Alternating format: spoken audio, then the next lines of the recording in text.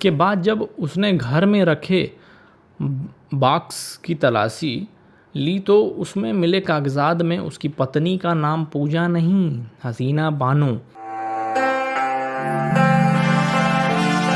नमस्कार दोस्तों, मेरा नाम है पीयूष, आप देखते क्वेश्चन आवर भारत। चलिए आज आपको लव जिहाद का एक नया और इंटरेस्टिंग एंगल समझाता हूँ। एक आपको आज मैं खबर पढ़ के सुनाना चाहता हूँ। ये खबर बहुत पुरानी नहीं है, छपी तो आज ही है। ये घटना अयोध्या के समीप एक जगह की है और आपको ये भी बताऊँगा, जैसे मैंने अपने हर वीडियो में बताया कि लव जिहाद जो टर्म है, जो कि हाई कोर्ट ने दिया था, क्रिश्चियंस के मामले में दिया था, तमाम चीज़ें हैं, लोग बहुत इस पर डिबेट चलती है। ये किस तरीके का लव जिहाद है? आमतौर पे आपने लव जिहाद की एक बेसिक सी डेफिनेशन सुनी होगी और जो प्रचलित यही है कि मुसलमान लड़का हिंदू बन के जब किसी लड़की को धोखे से फंसाता है नाम बदल के और उसके बाद कन्वर्ट करने की धमकी देता है अपनी असलियत बता के कि मैं मुसलमान हूँ, तुम कन्वर्ट होकर मेरे साथ शादी कर लो, नहीं तो मार दूंगा। आमतौर पे आपको यही नज़र आता है। लेकिन लव जिहाद के भी विचित्र रूप हैं। आज की डेट में लव जिहाद की एक यूनिवर्सल कंडीशन बन चुकी है। मुसलमान व्यक्ति और हिंदू व्यक्ति आपस में किसी तरीके से कनेक्शन में आते हैं। मुसलमान व्यक्ति हिंदू व्यक्ति को कन्वर्ट करने के लिए फोर्स करता है, ना मानने पे उसका कत्ल कर देता है या कत्ल करने की धमकी देता है। इतनी सी बात। तो इसमें चीज़ें इन्वॉल्व होती हैं, एलिमेंट्स जो इन्वॉल्व होते हैं, या तो दोस्ती, प्यार, शादी, ठीक, इन्हीं रिश्तों में ये लोग होते हैं। और फिर बीच में आता है कन्वर्जन कि इस्लाम कबूल कर लो, और अगला मना कर देता है, उसका कत्ल हो जाता है या धमकी मिलती है। अगर आप इस चीज़ का निवारण चाहते हैं, इसको ज़्यादा शेयर करिए, अवेयर करिए, इस एंगल को एक्सप्लोर करने के लिए लोगों तक वीडियो पहुंचाइए। नए हैं तो सब्सक्राइब के बिना मत जाइएगा। शहर के समीप बसे शहनवाजपुर हलकारा का पूर्वा निवासी, पूर्वा लिखा है, मैं ये नहीं कह रहा हूँ कि पूर्व लिखा है, पूर्वा लिखा है, पूर्वा निवासी जगबीर कोरी को इस्लाम धर्म, पता नहीं धर्म क्यों लिखते हैं, इस्लाम धर्म नहीं है, करेक्शन, इस्लाम मजहब है और इसे मुस्लिम भी एक्सेप्ट करते हैं कि इस्लाम एक मजहब है।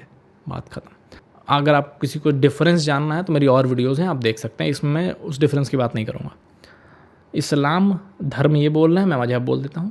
स्वीकार न करने पर सिर कलम कर देने की धमकियाँ मिल रही हैं। इसकी शिकायत उसने वरिष्ठ पुलिस अधीक्षक व पुलिस महानिरीक्षक से की। कार्रवाई न होने पर उसने मुख्यमंत्री से गुहार लगाई।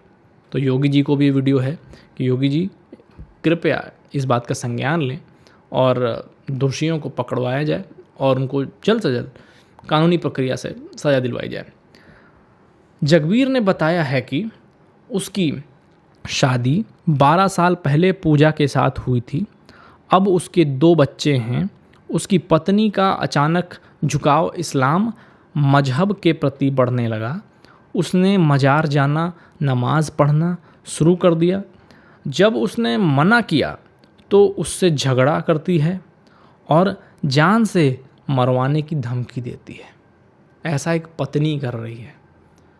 आप इमेजिन करिए, अगर आप शादीशुदा हैं और एक बार अपनी पत्नी से इमेजिन, मतलब आमतौर पे ये होता है ना कि अगर आप कहते हैं कि मैं मर जाऊंगा तो पत्नी आपसे लड़ती है कि कैसे मरने की बात कर रहे हो।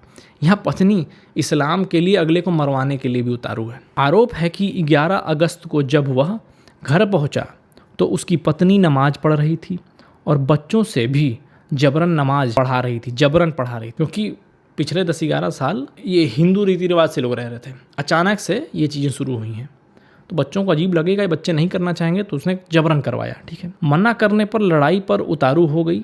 12 अगस्त को राजू निवासी शहनवाजपुर, आशापुर थाना कोतवाली, अयोध्या 4-5 अज्ञात व्यक्तियों को लेकर आए और बोले कि पूजा मुसलमान है, उसका नाम हसीना बानो है और अमानतुल्लाह की बेटी है। विरोध करने पर सभी लोग हमलावर हो गए और उसे जाति सूचक गाली दी।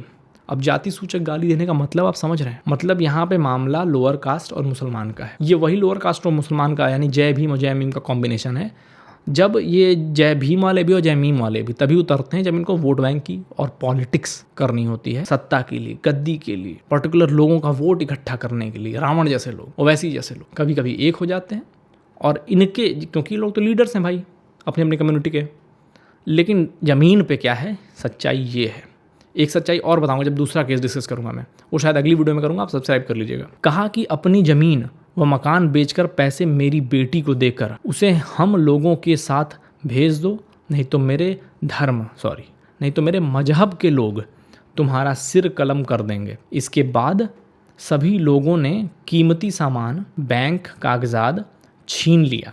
उन लोगों ने छीन लिया, मतलब सिर कलम करना, मतलब प्रॉपर तालिबानी प्रैक्टिस, आप समझ सकते हैं, प्रॉपर इस्लामिक चीज़ हो रही है। फिर लोग मुझसे कहते हैं कि मैं हिंदू मुसलमान कर रहा हूँ। भाई साहब, न्यूज़ में और जो घटना एक्चुअल में हुई है, जो लिखी गई है, ये घटना ही वही है। इसके बाद जब उसने घर में रखे बॉक्स की तलाशी ली तो उसमें मिले कागजात में उसकी पत्नी का नाम पूजा नहीं, हसीना बानो, पुत्र अमानतुल्लाह, निवासी भूड़नपुर, जिला आजमगढ़ था।